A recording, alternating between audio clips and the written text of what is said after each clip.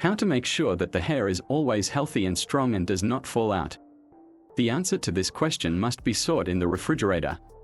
In this video, I have collected products that are very useful for our hair, so just add them to your diet and you will see the difference.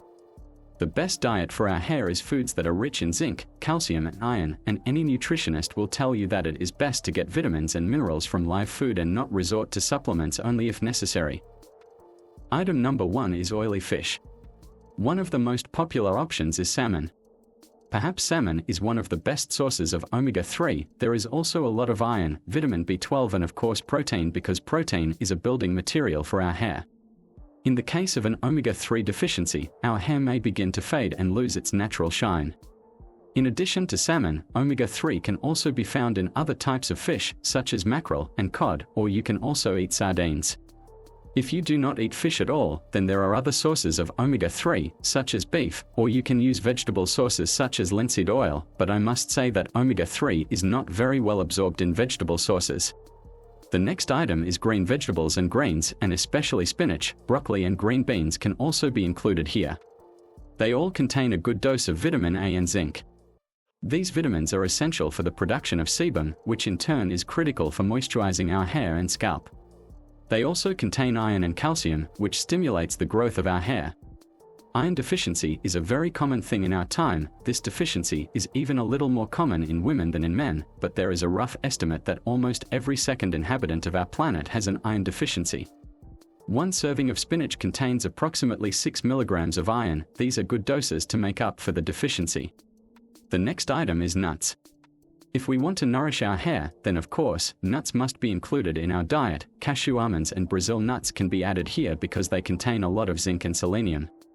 They are very good at preventing our hair from falling out and in general play a very important role in the health of our scalp.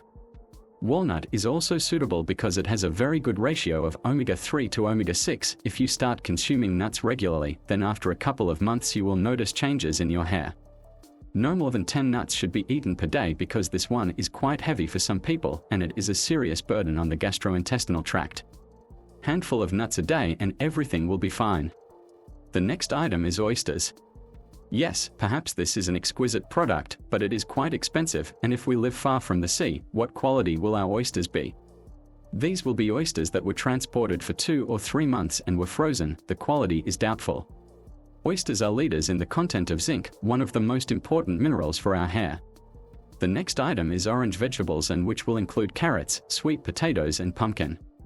These are excellent sources of carotenoids, which are raw materials for our body to produce vitamin A. They are very useful for preventing hair loss, and vitamin A are very important for the production of sebum, and it moisturizes our skin and hair follicles, which prevents them from dehydration.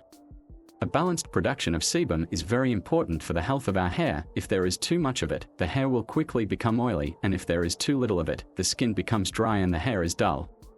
The last one is beans.